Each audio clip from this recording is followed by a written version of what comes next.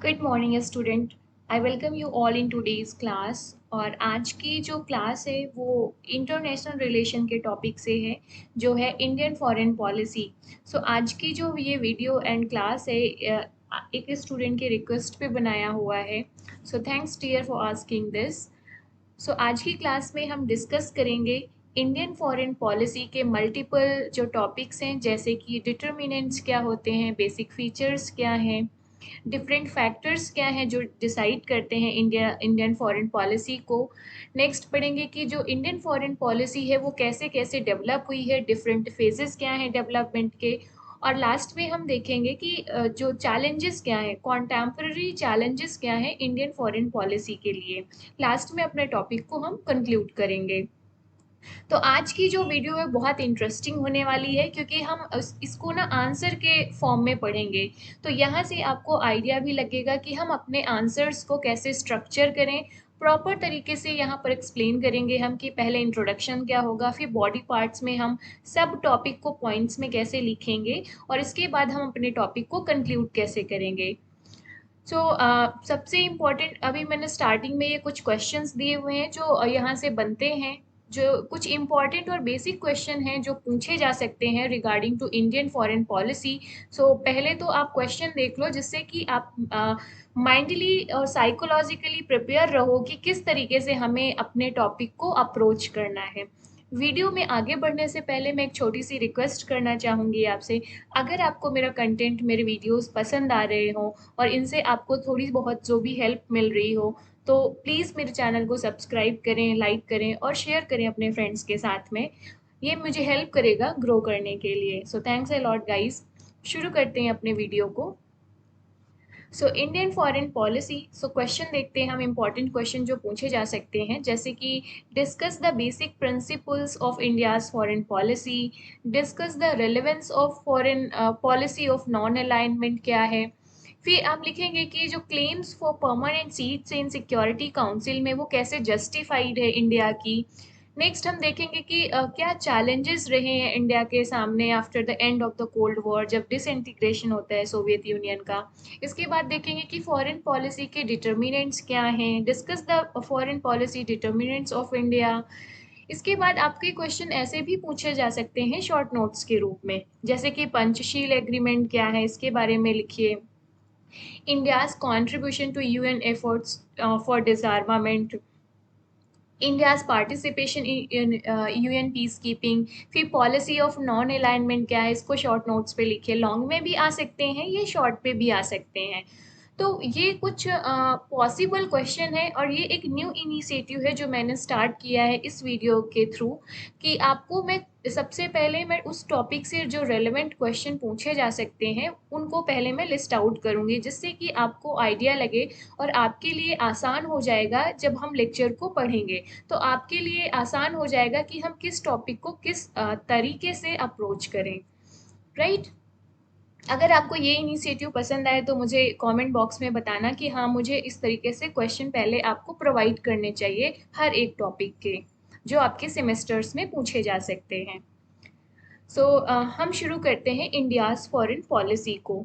India's foreign policy के बारे में जब आएगा तो हम सबसे पहले, हमारे लिए क्या इम्पोर्टेंट है यहाँ पर, इंट्रोडक्शन।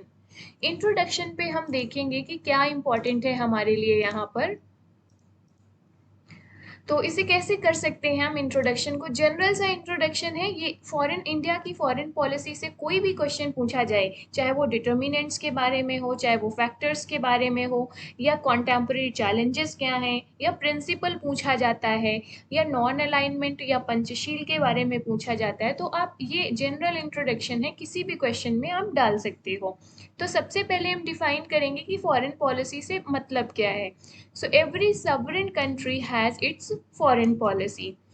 अब फॉरेन पॉलिसी है क्या? फॉरेन पॉलिसी रिफर करता है उन सभी प्रिंसिपल्स को, इंटरेस्ट, नेशनल इंटरेस्ट को, ऑब्जेक्टिव्स को, जो कंट्री प्रमोट करती है, कब? जब एक दूसरे कंट्री के साथ निगोशिएट करती है या इंटरेक्ट करती है। तो इंटरनेशनल रिलेशन में जब कोई कंट्री बाइलेटरल लेवल पे या मल्टीलेटरल लेवल पे एक दूसरे कंट्रीज के साथ में इंटरैक्ट करते हैं, तो ये कुछ प्रिंसिपल्स फॉलो करते हैं। नेशनल इंटरेस्ट को सिक्योर करते हैं, प्रमोट करते हैं, और कुछ ऑब्जेक्टिव्स होते हैं, जैसे कि हमें अपने नेशनल इंटरेस्ट को अचीव करना है, हमारी अपनी ग्लोबल प्रेजेंस को बढ़ाना है, कुछ भी ऑब्जेक्टिव हो सकता है। तो फॉरेन पॉलिसी पॉलिसी बेसिकली क्या है? Sum total of principles, interest, objectives जो एक कंट्री प्रमोट करती है while interacting with other countries. Basic सी डेफिनेशन है, आपको ये ज़रूर मेंशन करनी है, और जैसे मैंने अंडरलाइन किया है ऐसे आपको अंडरलाइन भी करना है। Even though there are certain basic principle, मतलब हर एक फॉरेन पॉलिसी के अपने कुछ बेसिक फीचर्स होते हैं, बेसिक प्रिंसिपल होते हैं, बट ये फिक्स्ड कॉन्सेप्ट नहीं है। क्यों? अब क्योंकि जो फॉरेन पॉलिसी है वो अकॉर्डिंग टू चेंज, जैसे जैसे इंटरनेशनल कंडीशंस चेंज होती हैं, फॉरेन पॉलिसी भी उसी हिसाब से चेंज होती रहती है। तो जो सिचुएशंस की डिमांड होती है वैसे वैसे हमारी फॉरेन पॉलिसी चेंज होती रहती है। ये हम हमें ठीक से समझ तब आएगा जब हम इंडिया के फॉरेन पॉलिसी के डिफरेंट फेजेस पढ़ेंगे। सो 6 फेज पढ़ेंगे जिसमें हम देखेंगे कि इंडिया की फॉरेन पॉलिसी कैसे कैसे चेंज हुई है, उस टाइम की जो सरकमस्टेंसेस थी, जो डिमांड थी, उस नीड के बेसिस पे हमारी इंडियन फॉरेन पॉलिसी चेंज होती गई है। तो इंडियन फॉरेन पॉलिसी क्या है? ये कोई फिक्स या स्टैटिक कॉन्सेप्ट नहीं है, ये एक डायनेमिक कॉन्सेप्ट है जो सिचुएशन या इंटरनेशनल कंडीशंस के अकॉर्डिंग चेंज होता रहता है। फिर आगे लिखेंगे कि हम जो फॉरेन पॉलिसी है वो शेप्ड बाय सेवरल फैक्टर्स, यहाँ पे बहुत सारे फैक्टर्स हैं जिस जो शेप करते हैं इंडिया की फॉरेन पॉलिसी को। फिर देखेंगे हम एक थोड़ा सा ओवरव्यू देंगे कि जर्नी कैसी रही है। तो हम देखेंगे कि पहले हम प्रो सोवियत थे, इसके बाद से हम देखेंगे कि कैसे कैसे हम वेस्टर्न के स्ट्रेटेजिक पार्टनर बन गए हैं प्रेजेंट में टू काउंटर विद चाइना। फिर बताएंगे कि जो लास्ट 6.5 डिकेड से देखोगे कि जो इंडिया है वो ड्रामेटिकली इंक्रीज हुआ है, इसकी इसकी जो ग्लोबल इन्फ्लुएंस है या प्रेजेंस है।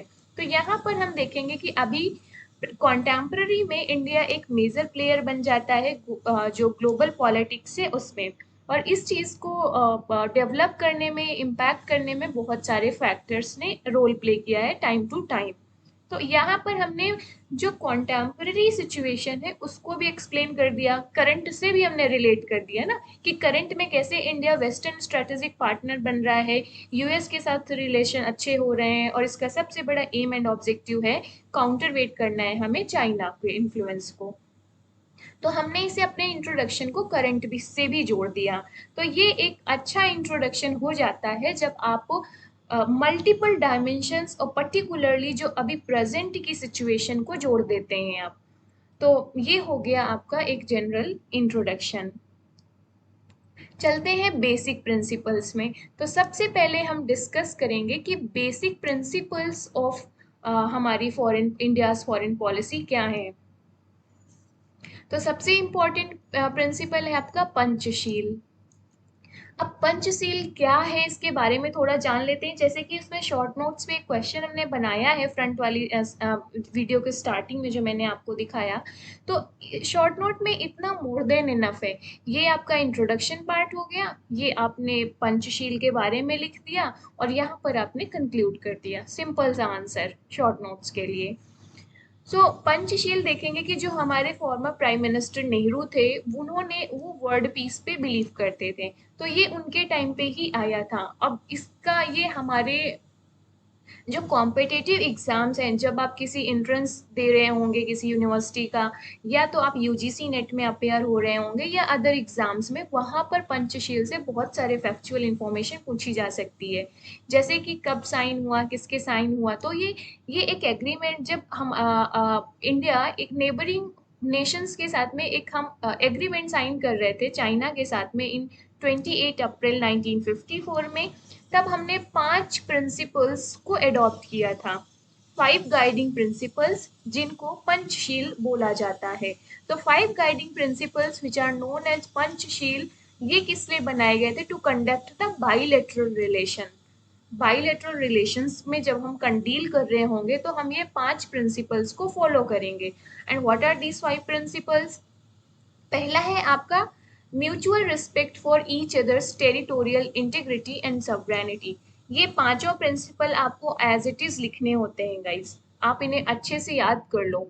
Mutual non aggressions, mutual non interference in each others internal affairs, equality and mutual benefit, peaceful coexistence. तो ये 5 गाइडिंग प्रिंसिपल्स हैं जिनको पंचशील के नाम से जाना जाता है। इसको साइन किया था चाइना के साथ में, कब, 1954 में। और ये प्रमोट करते हैं पीसफुल रिलेशन को, फ्रेंडली रिलेशन को विथ ऑल कंट्रीज। ओके, तो ये हो गया पंचशील। कंक्लूजन देखते हैं कि पंचशील एग्रीमेंट जो है, इसके जो प्रिंसिपल है, प्रमोट करते हैं पीसफुल को एग्जिस्टेंस को विथ नेबर्स, और ये इम्पॉर्टेंट कंपोनेंट बन जाता है हमारी इंडिया फॉरेन पॉलिसी का। तो होप सो पंचशील आपको समझ में आया होगा कि ये क्या है। पंच मतलब 5 जो प्रिंसिपल्स हैं, गाइडिंग प्रिंसिपल, उन्हीं को पंचशील बोला गया है। तो जैसे आपने ये डेट मेंशन कर दी, कंट्री मेंशन कर दी, राइट, और ये 5 पॉइंट मेंशन कर दिया, ये बहुत इनफ है। अब अगर आप सीधे कुछ पैराग्राफ में बस ऐसे ही लिखाएंगे तो वो उतना इफेक्टिव, गुड लुकिंग आंसर नहीं होगा। नेक्स्ट चलते हैं, नेक्स्ट प्रिंसिपल में जो इंडिया की फॉरेन पॉलिसी का है, वो नॉन अलाइनमेंट। अब नॉन अलाइनमेंट को समझते हैं कि ये क्या है। नॉन अलाइनमेंट का बेसिकली इमर्जेंस तब होता है जब इंडिया इंडिपेंडेंट होता है। जब इंडिया इंडिपेंडेंट होता है तो आप 1947 में, उसके बाद जब cold war, second world war and होता है, तो आप देखेंगे कि 2 सुपर पावर्स एग्जिस्ट करती हैं उस टाइम के, जो जियो पॉलिटिकल कंडीशंस थी उस समय। सो आईआर के प्लेटफॉर्म में, इंटरनेशनल रिलेशन में उस समय 2 मिलिट्री ब्लॉक रहते हैं या 2 मिलिट्री अलायंस रहते हैं। वो कौन है? यूएसए एंड सोवियत यूनियन, जिसको यूएसएसआर कहते हैं, after the second world war. और यहाँ से शुरुआत होती है आपकी कोल्ड वॉर के। और इसके बाद आप देखेंगे कि जो नॉन अलाइनमेंट का कॉन्सेप्ट इंडिया ने प्रपोज किया, नेहरू जी ने इंडिया की तरफ से। तो नॉन अलाइनमेंट का मतलब क्या है? नॉन अलाइनमेंट का मतलब ना तो न्यूट्रलिटी है कि हमें न्यूट्रल रहना है, ना ही नॉन इन्वॉल्वमेंट या आइसोलेशन। इसका ये मतलब नहीं है, नॉन अलाइनमेंट का ये मत समझिएगा कि आइसोलेशन में चले गए, ये न्यूट्रल हम रह रहे हैं। ये एक डायनामिक कॉन्सेप्ट है नॉन अलाइनमेंट, जिसका ये मतलब है कि हमें किसी भी मिलिट्री ब्लॉक से कमिट नहीं करना है, राइट। जिसका मतलब है not committing to any military bloc. जो मिलिट्री ब्लॉक थे ना आपके, यूएसए, सोवियत यूनियन, जो हमने यहाँ पे ये बात करी, ये 2 मिलिट्री ब्लॉक थे। तो नॉन अलाइनमेंट का सिंपल मतलब ये है कि हमें इन 2 मिलिट्री ब्लॉक के साथ में कमिट नहीं करना है, इनके साथ नहीं जुड़ना। हमें एक इंडिविजुअल इंडिपेंडेंट स्टैंड बनाना है इंटरनेशनल इश्यूज पे। तो नॉन अलाइनमेंट को ये मत समझिएगा कोई जो इंटरनेशनल रिलेशन का डोमेन था उससे बाहर हो जाना, या आइसोलेट हो जाना, या न्यूट्रल हो जाना, ये मतलब नहीं है। So non-alignment was neither neutrality nor non-involvement nor isolationism. ये क्या था? जो आप not committing to any military bloc, और दूसरा ये, इसकी अगर जब नॉन अलाइनमेंट की बात करते हैं तो बात की जाती है एक इंडिपेंडेंट स्टैंड की ऑन इंटरनेशनल इश्यूज पे, कि हम अपने इंटरनेशनल बेसिस पे देखें, इंटरनेशनल इंटरेस्ट के बेसिस पे देखेंगे कि हमें किस कंट्री से क्या रिलेशन बनाना है, कितना इन्वॉल्वमेंट करना है। अब इसका एम एंड ऑब्जेक्टिव क्या था? होप कि आप नॉन अलाइनमेंट की मीनिंग समझ पाए होंगे। अब इसका जो नॉन अलाइनमेंट था, इसको डेवलप बहुत सारे डेवलपिंग कंट्रीज ने फॉलो किया। बेसिकली जो थर्ड वर्ल्ड कंट्रीज थी, थर्ड वर्ल्ड कंट्रीज का हमारा मतलब यहाँ पर ये है, वो कंट्रीज जो आपके जो न्यूली इंडिपेंडेंट थी। सेकेंड वर्ल्ड वॉर के बाद से बहुत सारी कंट्रीज, जैसे इंडिया ने 1947 में अपनी इंडिपेंडेंस पाई, ऐसे बहुत सारी एशियन एंड अफ्रीकन कंट्रीज थी जो अपनी इंडिपेंडेंस गेन कर रही थी। तो ये जो कंट्रीज थी वो इस नॉन अलाइनमेंट के साथ गए, ज़्यादातर कंट्रीज। क्यों? क्योंकि वो अपने एम इनका ये था टू प्रोटेक्ट देयर सवरनिटी। सवरनिटी का मतलब ये है कि अपनी जो एक्सटर्नल और इंटरनल सुप्रीम पावर है टू टेक द डिसीजंस, वो मेंटेन रखें, उसे प्रोटेक्ट कर सकें। Also retaining their freedom actions during the tension. Right. Cold war के पीरियड पे ये अपनी सवरानिटी को प्रोटेक्ट कर सकें, अपनी फ्रीडम को प्रोटेक्ट कर सकें और अपने नेशनल इंटरेस्ट को प्रोटेक्ट कर सकें। तो ये था इनका एम एंड ऑब्जेक्टिव। सो अब देखते हैं कि इसका डेवलपमेंट कैसे हुआ नॉन अलाइनमेंट के कॉन्सेप्ट का। अभी तो हमने इसकी मीनिंग और एम्स समझ लिए। सो इंडिया ने बहुत इंपॉर्टेंट रोल प्ले किया है नॉन अलाइनमेंट के डेवलप होने में। जो ये कॉन्सेप्ट है ये ग्रेजुअल प्रोसेस के थ्रू इमर्ज हुआ। इसकी शुरुआत होती है, नेहरू ने इसके लिए इनिशिएटिव लिया, और जब आपका कॉन्फ्रेंस होती है 29 countries of Asia and Africa, कहाँ पर, इंडोनेशिया के बैंडंग में। तो 1955 यूजीसी नेट और बहुत सारे पॉलिटिकल साइंस के कॉम्पिटिटिव एग्जाम में ये फैक्चुअल इंफॉर्मेशन पूछी जाती है गाइस। जो कॉन्फ्रेंस हुआ आपका, जो बैंडंग कॉन्फ्रेंस कब हुई थी, कहाँ हुई थी, 1955 में इंडोनेशिया में। यहाँ पर कुछ 29 एशिया एंड अफ्रीकन कंट्रीज ने पार्टिसिपेट किया। तो यहाँ पर इस कॉन्सेप्ट को लाया गया। फिर फाइनली जो इनकी फर्स्ट मीटिंग होती है, जो आपकी फर्स्ट मीटिंग होती है नॉन, जो नैम कॉन्फ्रेंस जिसको कहा गया, फर्स्ट नैम कॉन्फ्रेंस, नैम का मतलब है नॉन अलाइंड मूवमेंट कॉन्फ्रेंस। तो फर्स्ट नैम कॉन्फ्रेंस होती है 1961 में बेलग्रेड में। सी, जब भी आप नॉन अलाइनमेंट के बारे में अपने आंसर्स लिख रहे होंगे सेमेस्टर में, तो ये सारी फैक्चुअल इंफॉर्मेशन अगर आप मेंशन करते हो और उनको अंडरलाइन करते हो तो आपका आंसर गुड लुकिंग होता है। गुड लुकिंग का मतलब अब आप समझ गए होंगे कि मैं क्या कहना चाह रही हूँ, राइट। तो जिससे कि आपको मार्क्स मैक्सिमम मिल सके। तो ये हो गया आपका नॉन अलाइनमेंट। तो नॉन अलाइनमेंट एक तरीके से एक ऑल्टरनेटिव के रूप में लाया गया। जो कोल्ड वॉर ब्लॉक पॉलिटिक्स चल रही थी, cold war block politics, cold war, I hope so कि आपको पता होगा, अगर नहीं पता तो मैं बता दूं कि कोल्ड वॉर बेसिकली एक डायरेक्ट कोई बैटल या वॉर नहीं हो रहा था। ये एक तरीके का आइडियोलॉजिकल वॉर था या इनडायरेक्ट वॉर था। डायरेक्ट वॉर नहीं हो रहा था, एक आइडियोलॉजिकल वॉर चल रहा था कैपिटलिस्ट एंड कम्युनिस्ट कंट्रीज के बीच में। इसमें दो जो मिलिट्री ब्लॉक या ब्लॉक पॉलिटिक्स हो रही थी। एक यूएसए लेड ग्रुप था, एक दूसरा यूएसएसआर ग्रुप था। तो जो ऑल्टरनेटिव था, इन दो जो ग्रुप पॉलिटिक्स के ऑल्टरनेटिव के रूप में लाया गया कि हम ना तो इस ग्रुप का हिस्सा बनेंगे ना उस ग्रुप का हिस्सा बनेंगे। हम अपनी फॉरेन पॉलिसी को इंडिपेंडेंट रन करेंगे, इंडिपेंडेंट मेंटेन रखेंगे। हमें अपनी नेशनल इंटरेस्ट के हिसाब से हमें जिस कंट्रीज के साथ डील करना होगा हम करेंगे। Getting it? तो ये हो गया आपका नॉन अलाइनमेंट। नेक्स्ट प्रिंसिपल क्या है इंडियन फॉरेन पॉलिसी का? Anti imperialism, anti racism and anti colonialism. अभी क्या, अब जब इंडिया इंडिया बेसिकली जब फ्रीडम स्ट्रगल के टाइम आपने देखा होगा कि इंडिया ने आज, अगर आपने थोड़ी बहुत हिस्ट्री का आइडिया है इंडिया की, तो आपने देखा होगा कि बहुत लॉन्ग नेशनल फ्रीडम स्ट्रगल चला है इंडिया को इंडिपेंडेंट गेन करने के लिए, कि फाइनली तब जाके 1947 में इंडिपेंडेंस मिला है इंडिया को। तो इंडिया हमेशा से अपोज किया है कॉलोनियलिज्म एंड रेसिज्म को, क्योंकि इंडिया के हिसाब से जब जस्टिस इनजस्टिस जहाँ जहाँ पर हुआ है, इंडिया ने हमेशा अपनी वॉइस रेज की है। तो anti imperialism, anti racism and anti colonialism, ये इंडिया की फॉरेन पॉलिसी का बहुत ही इम्पोर्टेंट प्रिंसिपल्स हैं। इंडिया हमेशा इनके अगेंस्ट रहा है, इम्पेरियलिज्म के अगेंस्ट रहा है, रेसिज्म के अगेंस्ट रहा है, कॉलोनियलिज्म के अगेंस्ट में रहा है। तो बहुत सारे कंट्रीज हैं जिनको इंडिया ने मोटिवेट किया, इंस्पायर किया और हेल्प भी की इंडिपेंडेंस गेन करने के लिए। Next, strengthening the of union. अब इंडिया का हमेशा से भरोसा रहा है यूनाइटेड नेशन में, क्योंकि इंडिया यूनाइटेड नेशन को एक व्हीकल के रूप में देखता है जो पीस एंड पीसफुल चेंज ला सकता है वर्ल्ड पॉलिटिक्स में। तो इंडिया की एक्सपेक्टेशन रही है यूएन से कि वो एक्टिवली इन्वॉल्व हो उन सब कंट्रीज पे, जैसे कि थर्ड वर्ल्ड कंट्रीज में, ताकि वहां पर पॉजिटिव चेंजेस आ सकें। सो इंडिया का हमेशा से जो बिलीफ रहा है, फेथ रहा है यूनाइटेड नेशन जैसे प्लेटफॉर्म में, कि ये प्लेटफॉर्म पीस एक व्हीकल बन सकता है पीस एंड पीसफुल चेंजेस लाने के लिए वर्ल्ड में, पर्टिकुलरली जो थर्ड वर्ल्ड कंट्रीज हैं, ताकि थर्ड वर्ल्ड कंट्रीज अपनी जो इंडिपेंडेंट या सवरेन फॉरेन पॉलिसी है उसको प्रैक्टिस कर सकें।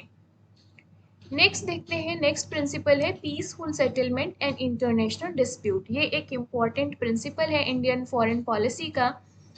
पीस, इंडिया हमेशा इस चीज़ को फेवर करता है कि जो भी इंटरनेशनल डिस्प्यूट्स हैं उनको उनका पीसफुल सेटलमेंट किया जाए।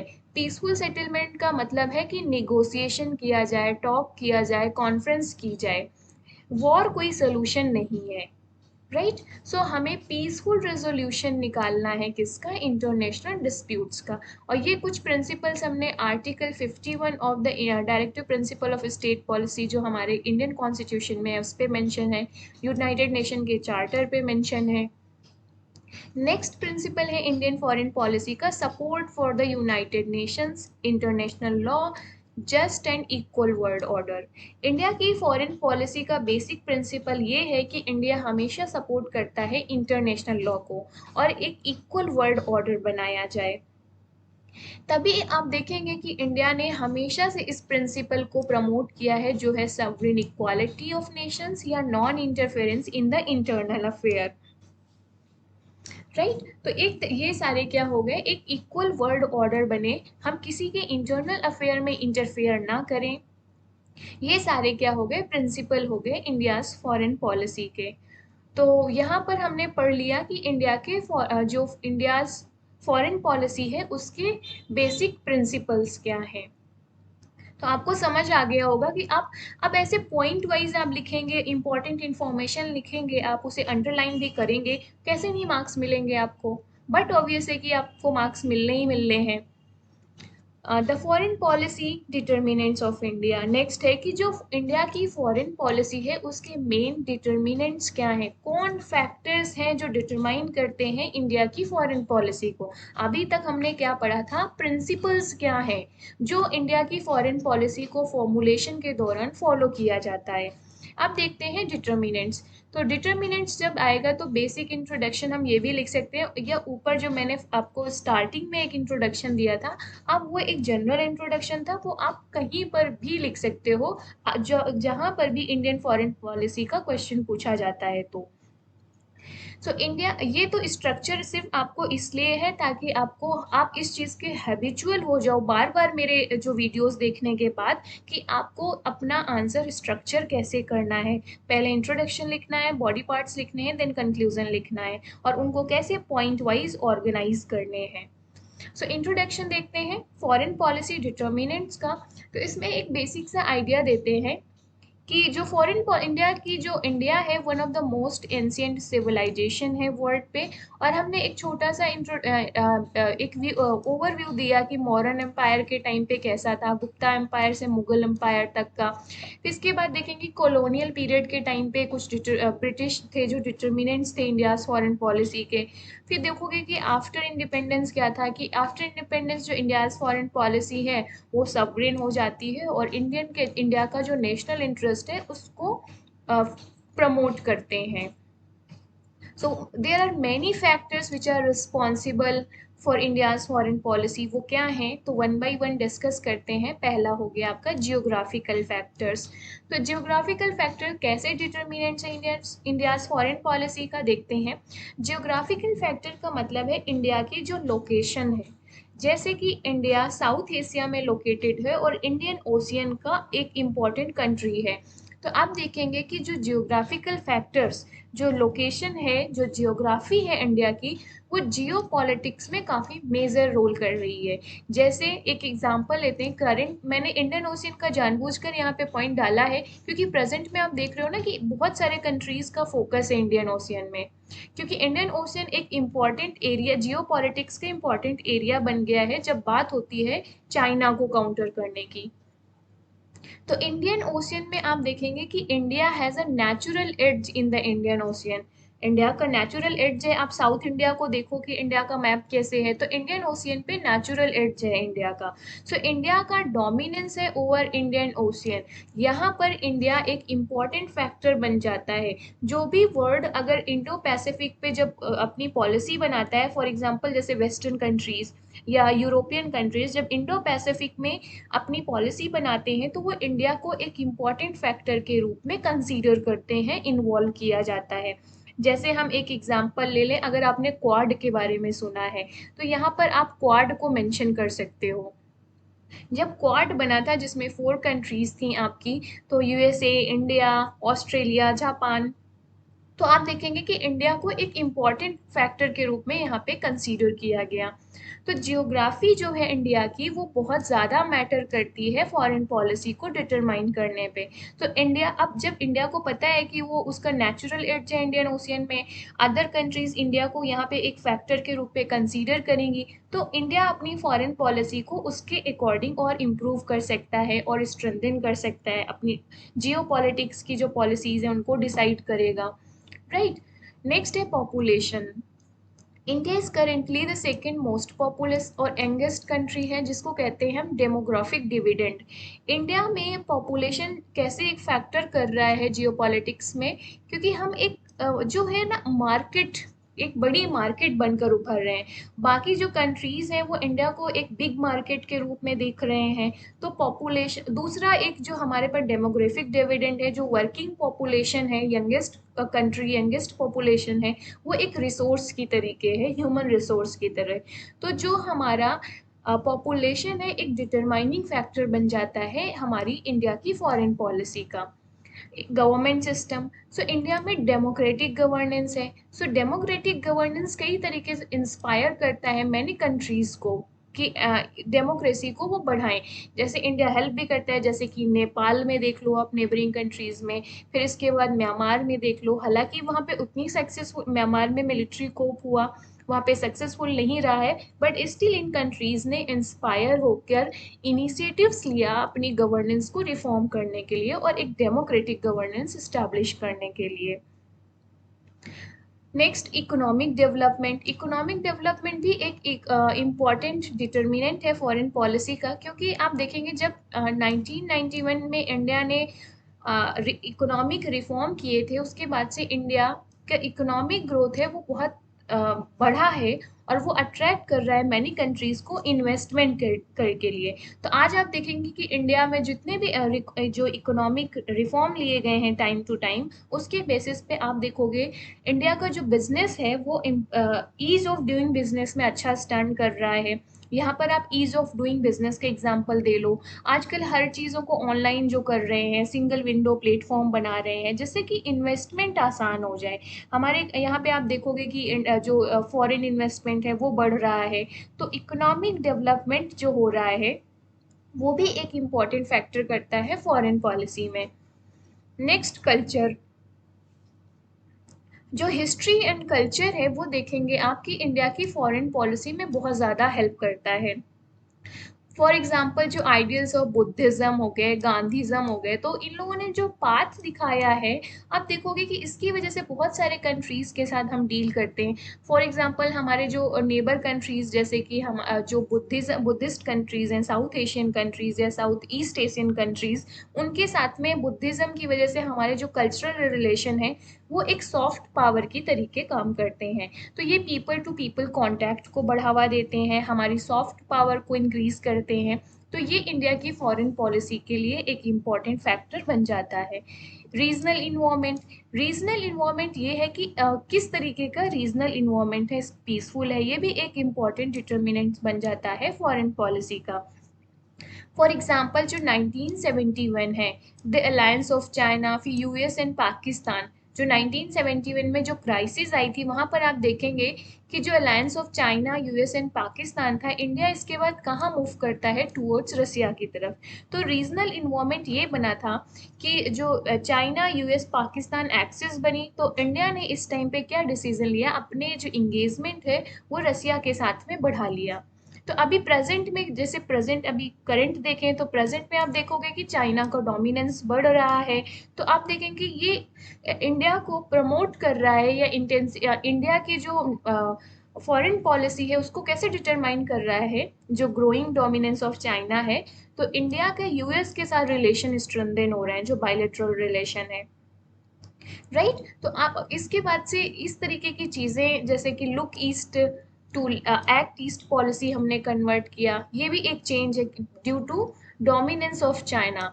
तो एक छोटा सा एग्जांपल, जैसे डोमिनेंस ऑफ चाइना ग्रो हो रहा है। आपको पता है कि इस टाइम चाइना की जो प्रेजेंस है इकोनॉमिकली एंड एवरीथिंग, वो ग्रो हो रही है मिलिट्रीली भी।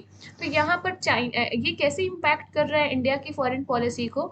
इंडिया का जो यूएस के साथ बायलैटरल रिलेशन है वो इंटेंसिफाई हो रहा है। ऊपर से हमने जो हमारी लुक ईस्ट पॉलिसी थी, हमने उसको एक्ट ईस्ट पॉलिसी में कन्वर्ट कर दिया है। तो इस तरीके के चेंजेस हो रहे हैं। तो जो रीजनल इन्वॉल्वमेंट है हमारे जो इंडिया की फॉरेन पॉलिसी है उसे कैसे इन्फ्लुएंस कर रहा है, कैसे डिटरमाइन कर रहा है। तो अब जब मैं करंट एग्जांपल देने की बात करती हूँ आपको, तो इस तरीके के एग्जांपल्स देने की बात करती हूँ। अगर आप ये इतने अच्छे एग्जांपल्स अपने सेमेस्टर्स के एग्जाम में लिखते हैं तो सच में मतलब बहुत ह्यूज इम्पैक्ट पड़ेगा जो एग्जामिनर जो इवैल्यूएटर होगा, कि आप जो करंट सिचुएशन है आप उससे भी अवेयर हैं कि अभी प्रेजेंट में हमारी फॉरेन पॉलिसी कहाँ जा रही है। आपको सिर्फ किताबों से जाकर नहीं पढ़ लेना है कि बुक्स में गए और जनरल थ्योरी से पढ़ ली और जाकर ऐसे जैसा आंसर लिखा है, आपको वो नहीं करना है। मैं हमेशा से एक चीज़ पे आपको मेरा फोकस ये रहता है आपके लिए कि आप हमेशा अपने आंसर्स में करंट करंट एग्जांपल्स को ज़रूर इंक्लूड करो, और हमेशा आंसर को पॉइंट वाइज लिखो, और जितनी अच्छी जो कंटेंट है इंफॉर्मेशन है उसको ऐड करो आप। तो मेरे लेक्चर्स के थ्रू आप सीख सकते हो कि जो एक इवैल्यूएटर होता है, जो आपका जो सेमेस्टर में प्रोफेसर आपकी कॉपीज चेक करेंगे, उनकी डिमांड्स क्या होती है, उनकी एक्सपेक्टेशंस क्या होती हैं। अगर ये सारी चीज़ें आप लिख रहे हैं, प्रैक्टिस कर रहे हैं, अपने आंसर को इस तरीके से ऑर्गेनाइज कर रहे हो, तो कैसे मार्क्स नहीं मिलेंगे आपको? कोई रोक नहीं सकता आपको अच्छे मार्क्स देने के लिए। बीइंग अ टीचर मैं आपको ये बात कह रही हूँ, मैंने भी बहुत सारे ग्रेजुएशन के बच्चों का कॉपीज चेक किया, इवैल्यूएट की है। सो ये इस लेवल के तो होते ही नहीं है उनके आंसर्स, बट हम लोग की डिमांड रहती है कि आपके आंसर इस लेवल के हों। नेक्स्ट हम फैक्टर्स पढ़ रहे हैं, तो नेक्स्ट देखते हैं कि ग्लोबल, अभी हमने देखा रीजनल इन्वॉल्वमेंट कैसे डिटरमाइन करता है फॉरेन पॉलिसी को, फिर ग्लोबल इन्वॉल्वमेंट कैसे डिटरमाइन करता है। आफ्टर ग्लोबलाइजेशन जब बहुत सारी कंट्रीज देखेंगे, ऑलमोस्ट ऑल कंट्रीज हैं वो इकोनॉमिकली पॉलिटिकली इंटीग्रेट हो गई हैं। एक कंट्री में जो डिसीजन लिया जाएगा उसका इम्पैक्ट दूसरी कंट्रीज में पड़ेगा। फॉर एग्जांपल यूएस की जैसे फेडरल रिजर्व है, जो वहाँ की सेंट्रल बैंक है, वो कोई डिसीजन लेती है, अपने यहाँ के जो इंटरेस्ट रेट है कम ज़्यादा करते हैं, उसका इम्पैक्ट इंडिया में भी पड़ता है, या जो वर्ल्ड की अदर कंट्रीज़ हैं वहाँ पर भी पड़ता है। दूसरा, अगर मान लीजिए जो मिडिल ईस्ट कंट्रीज़ हैं वो अगर वो जो ऑयल प्राइस है उसको घटाते बढ़ाते हैं, तो उसका इम्पैक्ट वर्ल्ड की अदर इकोनॉमीज़ में भी पड़ता है इंक्लूडिंग इंडिया। सो ग्लोबल इन्वॉल्वमेंट कैसा है? फॉर एग्जाम्पल अभी यूक्रेन, और यहाँ पर आप देख सकते हो सबसे करंट कॉन्टेम्प्रेरी एग्जाम्पल क्या है, यूक्रेन एंड रसिया का जो ऑनगोइंग वॉर है या क्राइसिस है। सो यूक्रेन रसिया क्राइसिस सबसे कॉन्टेम्प्रेरी अभी प्रेजेंट एग्जाम्पल। इस तरीके के एग्जाम्पल आप दो ना कि ग्लोबल इन्वॉल्वमेंट में कैसे इम्पैक्ट कर रहा है। तो जो यूक्रेन रसिया क्राइसिस चल रही है, इसकी वजह से आप देखेंगे कि पूरे वर्ल्ड की इकोनॉमीज में कुछ ना कुछ इम्पैक्ट पड़ा है। बहुत सारी जैसे इन्फ्लेशन बढ़ गई है, ऑयल प्राइसेस में इम्पैक्ट पड़ेगा, या अदर थिंग्स में पड़ेगा चीज़ों को, राइट? तो आप देखो कि ग्लोबल इन्वॉल्वमेंट कैसे इम्पैक्ट कर रहे हैं, तो आप यूक्रेन रसिया क्राइसिस का एग्जाम्पल ज़रूर दो इस पे। नेक्स्ट, मिलिट्री पावर कैसे एक डिटरमाइनिंग फैक्टर है। इंडिया एक थर्ड मोस्ट पावरफुल कंट्री है आर्मी के उसमें, fourth in air force and sixth in navy. तो at the same time India आप देखोगे कि न्यूक्लियर पावर भी है इंडिया। तो एवरी वन नोज इंडिया की डोमिनेंस इन स्पेस, ये भी सभी जानते हैं कि इंडिया ने काफ़ी कुछ तरक्की की है स्पेस के टेक्नोलॉजी में। तो इस तरीके से इंडिया एक इम्पॉर्टेंट फैक्टर बन जाता है हम पूरे वर्ल्ड पॉलिटिक्स पे। और यहाँ पर इंडिया ये एक जो मिलिट्री पावर है इंडिया, ये भी एक फैक्टर बन जाता है हमारी फॉरेन पॉलिसी को डिटरमाइन करने में। Next, historical factors. तो हिस्टोरिकल लिंक, जैसे कि ब्रिटेन का इंडिया कॉलोनी रहा है, तो इंडिया का अदर कंट्रीज जैसे जो कॉमनवेल्थ कंट्रीज हैं उनके साथ उनका रिलेशन है इंडिया का जो अभी तक मेंटेन किया हुआ है। तो हिस्टोरिकल फैक्टर्स भी बहुत इम्पॉर्टेंट है, और हिस्टोरिकल फैक्टर में आप कॉमनवेल्थ का एग्जाम्पल ज़रूर दो। जैसे कि कल्चर में आप बुद्धिज़्म को का एग्जाम्पल मस्ट है देना। रीजनल इन्वॉल्वमेंट में आप क्वाड का एग्जाम्पल दो, ग्लोबल इन्वायरमेंट में आप ऑनगोइंग जो यूक्रेन रसिया क्राइसिस है उसका एग्जांपल दो। इसके बाद इकोनॉमिक डेवलपमेंट में आप जो प्रेजेंट मेक इन इंडिया है आप इसका दे सकते हो, राइट। इसके बाद ease ease of doing business का दे सकते हो। ग्लोबल सिस्टम में डेमोक्रेसी के एग्जांपल दो। पॉपुलेशन में डेमोग्राफिक डिविडेंड का एग्जाम्पल दो। जियोग्राफिकल फैक्टर में इंडियन ओशियन का एग्जाम्पल दो।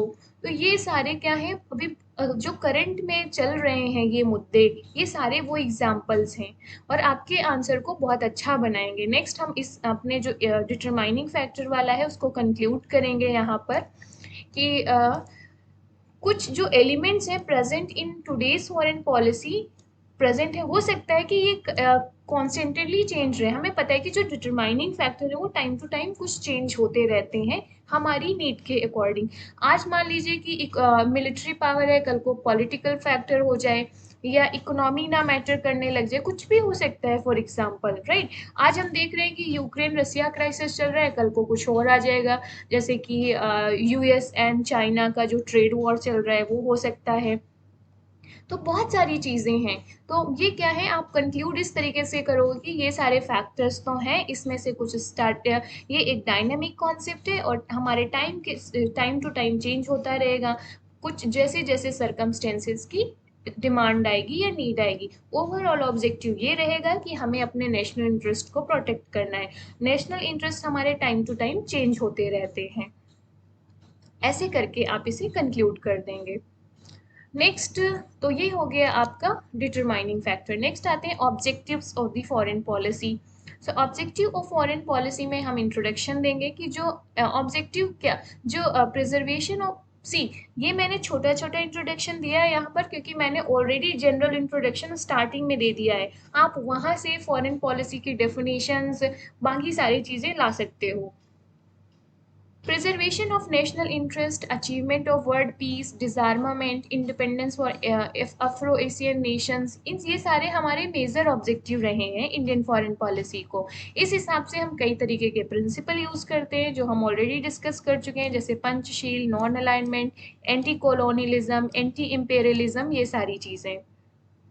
सो अब देखेंगे कि हमारे मेजर ऑब्जेक्टिव्स या इंडियन फॉरेन पॉलिसी के मेजर ऑब्जेक्टिव्स क्या हैं। पहला है preservation of India's territorial integrity, top most priority, कि हम अपनी टेरिटोरियल इंटीग्रिटी को प्रिजर्व करके रखेंगे, प्रोटेक्ट करके रखेंगे। सो ये हमारे जो इंडिया की फॉरेन पॉलिसी है उसका कोर इंटरेस्ट है। किसी भी नेशनल किसी भी नेशन की फॉरेन पॉलिसी का सबसे कोर इंटरेस्ट यही होता है कि वो अपनी टेरिटोरियल इंटीग्रिटी को प्रिजर्व करके रखे।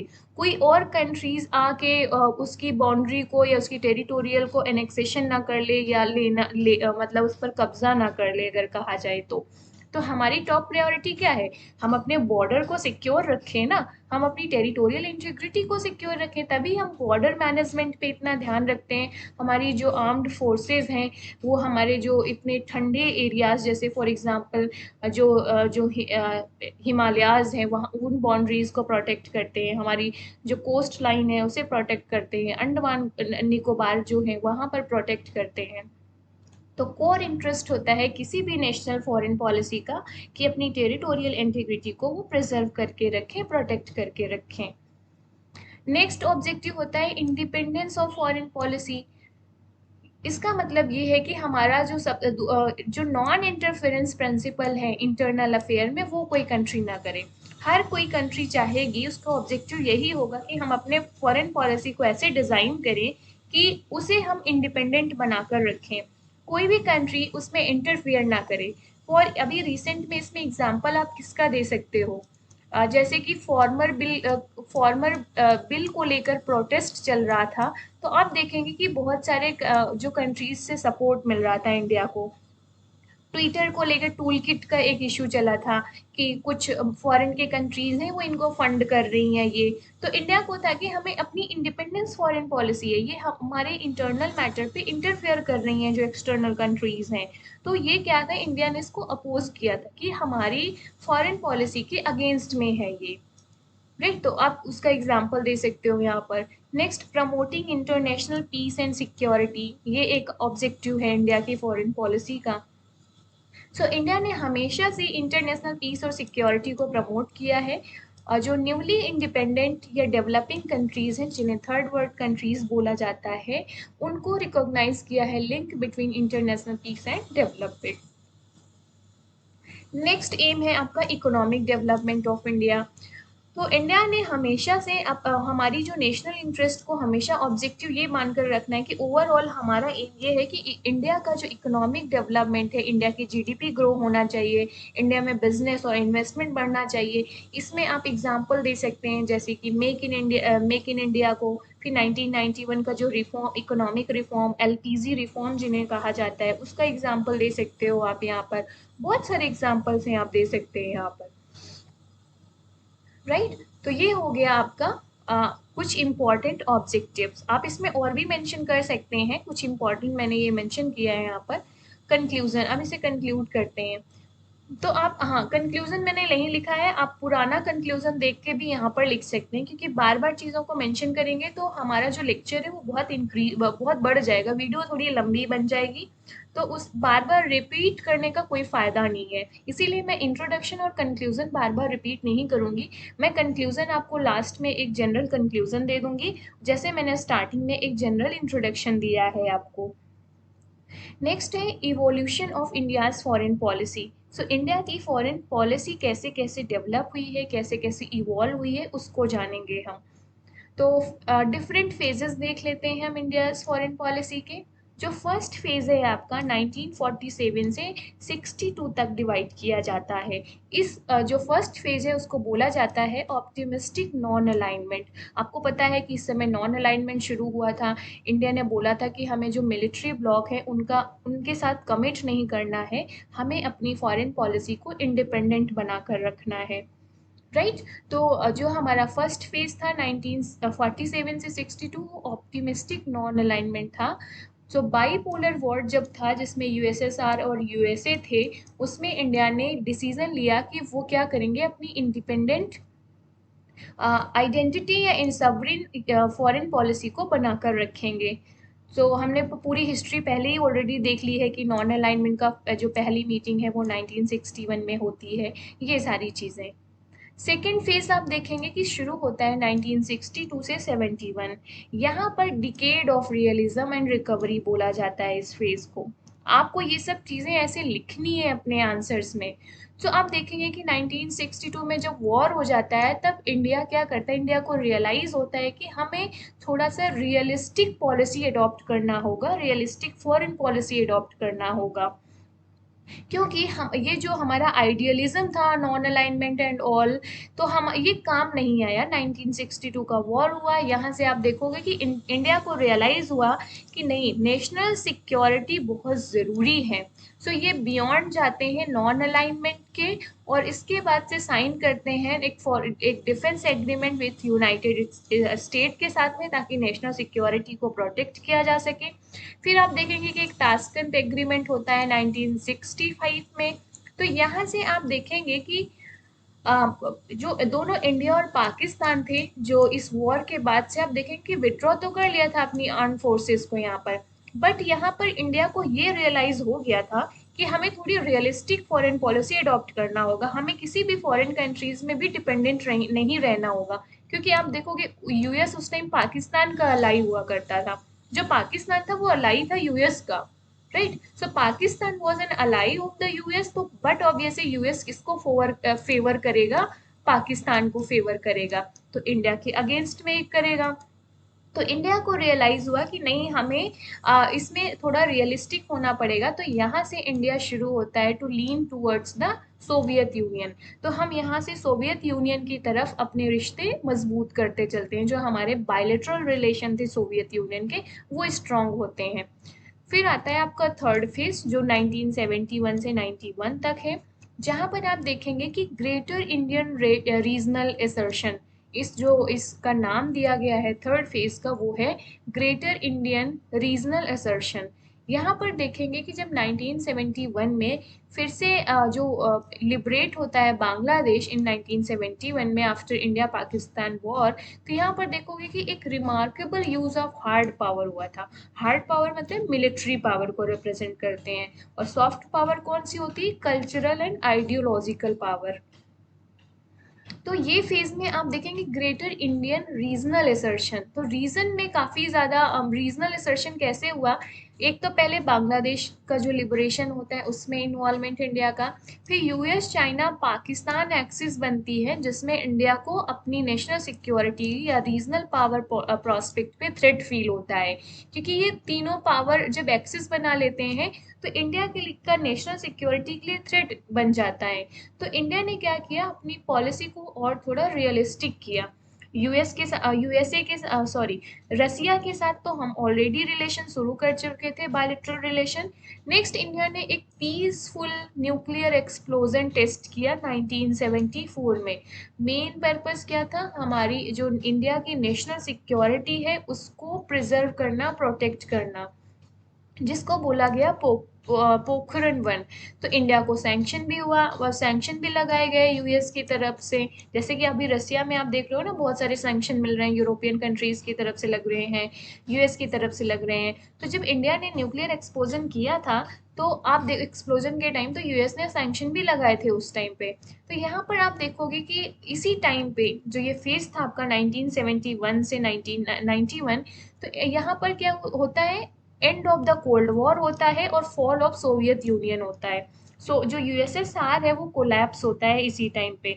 तो इंडिया क्लोज एलाई था यूएसएसआर का, रसिया का, हमने पिछली स्लाइड में देखा।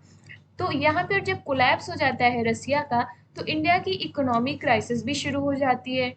तो 1991 में इंडिया फोर्स किया गया to reconsider the its basic principles of the domestic and foreign policy. तो उसमें क्या रिकंसीडर किया, एक तो 1991 की इकोनॉमिक रिफॉर्म जिनको एलपीजी रिफॉर्म बोला जाता है। इंडिया ने अपनी इकोनॉमी को ओपन किया था फॉरेन इन्वेस्टमेंट के लिए या ग्लोबलाइजेशन के लिए, ओवर लिबरलाइजेशन, प्राइवेटाइजेशन, ये सारी चीज़ें हुई थी उस टाइम पे। फिर आप देखोगे कि जो गल्फ वॉर 1992 और 91 92 में, और जो ये डिसइंटीग्रेशन ऑफ सोवियत यूनियन, तो ये सारी चीज़ों ने मिलकर क्या हुआ, इंडिया का जो बैलेंस ऑफ पेमेंट क्राइसिस आ गया इंडिया में। But any how India survive, WTO ने हेल्प किया। इसके बाद से आप देखेंगे कि यहाँ से इंडिया एक नया लेसन लर्न करता है और हमारी फॉरेन पॉलिसी एक नए डायमेंशंस की तरफ जाएगी। सो फोर्थ जो फेज है 1991 से 98 तक, तो यहाँ पर इंडिया का जो अप्रोच रहा है वो safeguarding the strategic autonomy. Strategic autonomy का मतलब हमारी जो फॉरेन पॉलिसी है उसको कैसे, उसकी ऑटोनॉमी कैसे प्रिजर्व किया जाए, कैसे सेफ किया जाए। तो जो ये फेज था 1998, after the collapse of USSR, जो डिसइंटीग्रेशन हुआ वहां पर इमरजेंस क्या होगा, यूनिपोलर वर्ल्ड, क्योंकि अब जो दूसरी पावर थी वो तो कोलैप्स हो गई। जो बाइपोलर वर्ल्ड चल रहा था, टू मिलिट्री ग्रुप चल रहे थे, एक यूएसए और एक यूएसएसआर। तो यहाँ पर आप देखोगे कि 1991 में जब यूएसएसआर का डिसइंटीग्रेशन हो जाता है तो हम यहाँ पर एक सुपर पावर बचेगी, एक मिलिट्री ब्लॉक बचा। तो पूरा जो वर्ल्ड जियो पॉलिटिक्स थी वो यूनिपोलर वर्ल्ड में कन्वर्ट होती है। तो यहाँ पर देखेंगे कि ये इंडिया को अपनी फॉरेन पॉलिसी को रीथिंक करने के लिए मोटिवेट किया इस तरीके की सिचुएशन ने। तो ये जो स्ट्रैटेजिक ऑटोनॉमी का जो क्वेश्चन था इंडिया के लिए, तो सब इंडिया ने क्या किया, अपने अब इंडिया को national interest, strategic autonomy preserve करनी थी। और इंडिया को जो अलाई था यूएसएसआर वो वीक हो गया था, कोलैप्स हो गया था। तो अब इंडिया के पास क्या ऑप्शन बचा कि हम अपनी स्ट्रैटेजिक ऑटोनॉमी को कैसे प्रिजर्व करें। इंडिया ने डिसीजन लिया, अपनी फॉरेन पॉलिसी को रीथिंक किया। तो इंडिया ने क्या किया, दूसरा न्यूक्लियर वेपन के टेस्ट किया जिसे पोखरण 2 कहते हैं 1998 में। तो इंडिया ने अपनी जो न्यूक्लियर पावर थी उसको बढ़ाने के लिए यहाँ पे इनिशिएटिव्स लिए। दूसरा क्या स्टेप्स था, इंडिया का जो इंगेजमेंट था with United state, Israel, ASEAN countries, उसको बढ़ाया इंडिया ने ताकि अपनी स्ट्रैटेजिक ऑटोनॉमी को वो सरवाइव कर सके या मेंटेन कर सके। नेक्स्ट आ जाए आपका फिफ्थ फेज जो 98 से 2013 तक।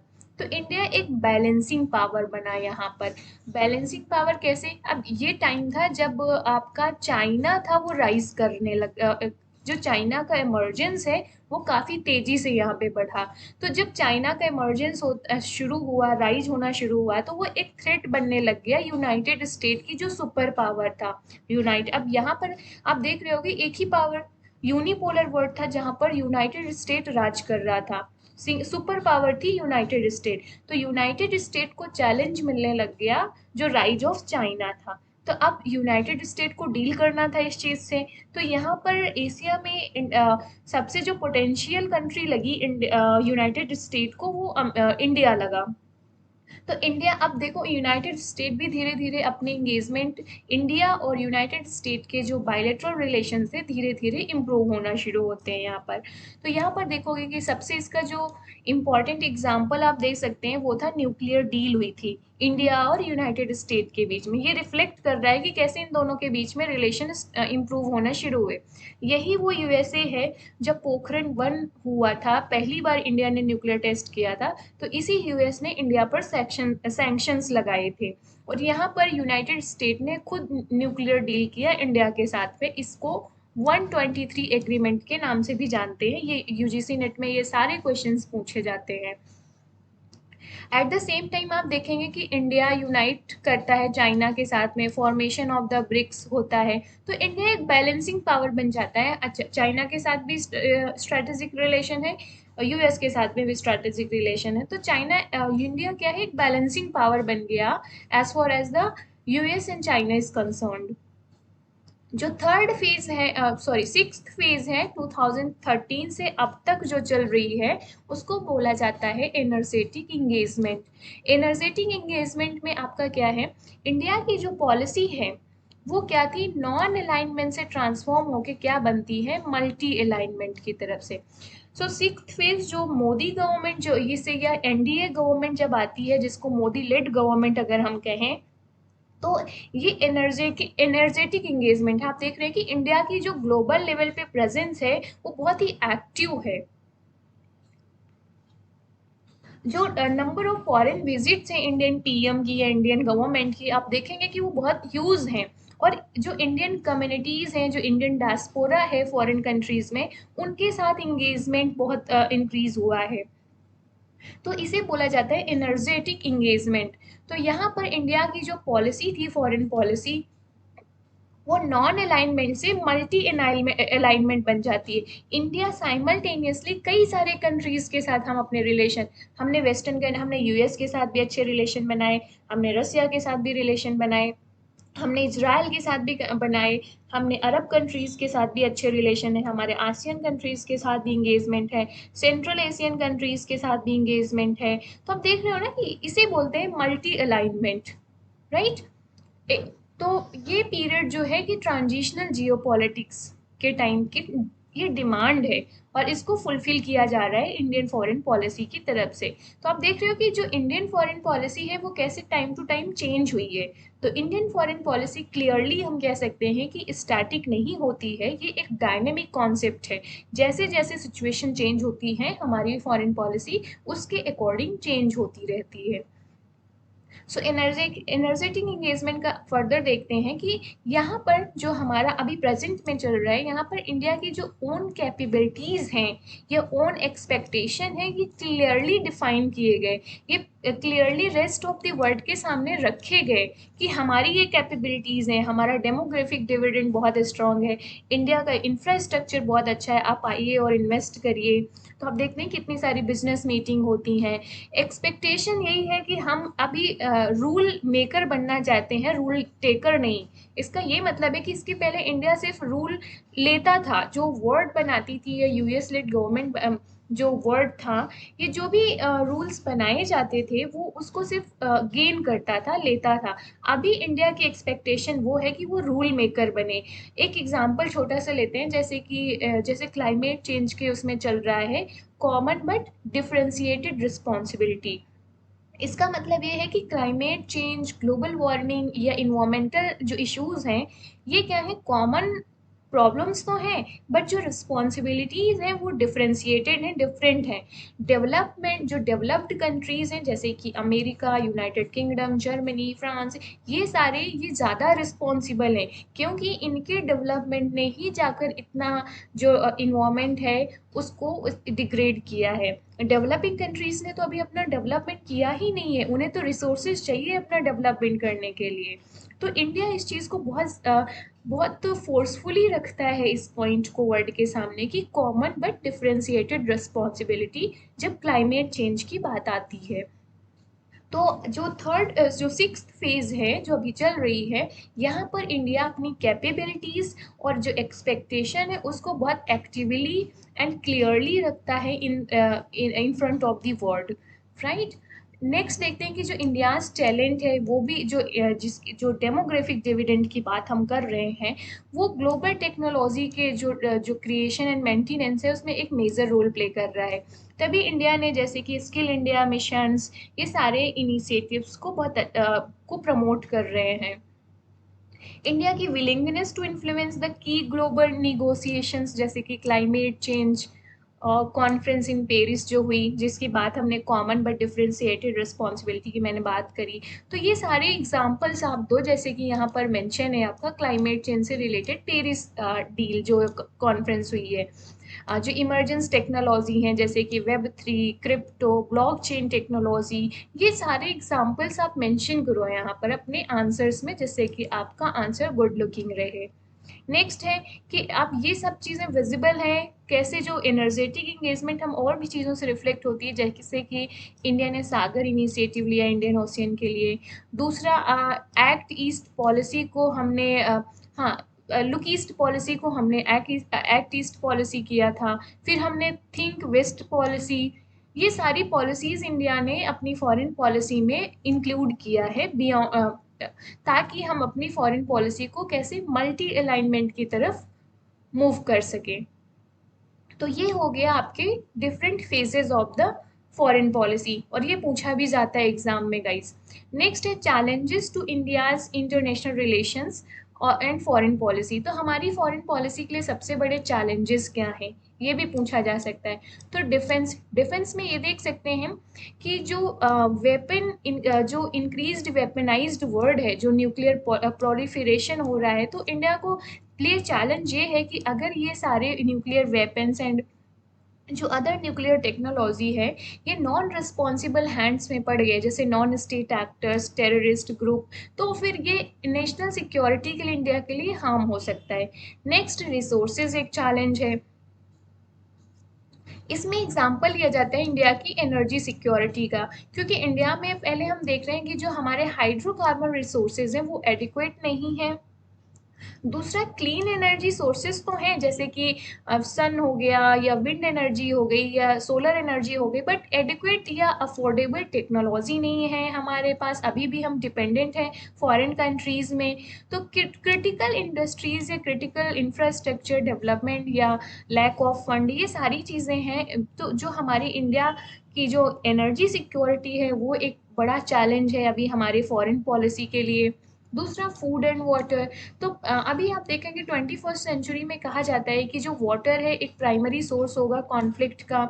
तो in emerging economies like India, जो वाटर है वो बहुत एक नेसेसरी रिसोर्स है। ग्रोइंग पॉपुलेशन की डिमांड को पूरी करना, वाटर एंड फूड एक इकोनॉमी जो इम्पॉर्टेंट रिसोर्सेज हैं। तो इंडिया अपनी फूड सिक्योरिटी, वाटर सिक्योरिटी को कैसे मैनेज करे, ये एक इम्पॉर्टेंट चैलेंज बना हुआ है फॉरेन पॉलिसी के सामने। Next, terrorism. तो इंडिया की फॉरेन पॉलिसी के लिए एक और बिगेस्ट चैलेंज है टेररिज्म। आप देख ले रहे हैं कि जो अभी हमारे जो JNK के बॉर्डर पे जैसे जो टेररिस्ट अटैक हुए हैं उनको ले लिया जाए, तो ये सारे क्या इंडिया के लिए बहुत सारा ये थ्रेट क्रिएट कर रहा है नेशनल सिक्योरिटी के लिए। Next, diplomacy. और आप इसमें साइबर अटैक भी इंक्लूड कर सकते हो जो प्रेजेंट मुद्दा चल रहा है, या स्पेस से रिलेटेड स्पेस डिफेंस को लेकर कर सकते हो। तो ये सारे करंट मुद्दे हैं, करंट चैलेंजेस हैं जो इंडियन फॉरेन पॉलिसी के सामने बने हुए हैं। तो अब आपको सॉल्यूशंस भी देने हैं कि इंडिया को क्या करना चाहिए, कैसे करना चाहिए। हालांकि मैंने सॉल्यूशंस मेंशन नहीं किया है, बट आप इसको सोचिए कि इन सब के लिए इंडिया को सॉल्यूशंस क्या हो सकते हैं। नेक्स्ट ये कंक्लूजन है। अब जनरल कंक्लूजन है, आप हर तरीके के आंसर पे मेंशन कर सकते हो। तो गाइस वीडियो थोड़ी लंबी हो गई है, उसके लिए sorry, but I just wanted to include every aspect of the foreign policy in a single video, ताकि आपको सिर्फ एक वीडियो देखनी पड़े और जो इंडिया फॉरेन पॉलिसी के सारे डायमेंशंस हैं वो आपको एक जगह मिल जाएं। राइट। तो ये था आज की वीडियो में, और आप इस कंक्लूजन को आराम से पढ़ लो, नोट डाउन कर लो और अपने आंसर पे लिख लो। इसमें कुछ भी ऐसा एक्सप्लेन करने जैसा नहीं है, ऑलरेडी हम पहले एक्सप्लेन कर चुके हैं इस चीज़ को। Right. So thanks a lot guys, thank you so much.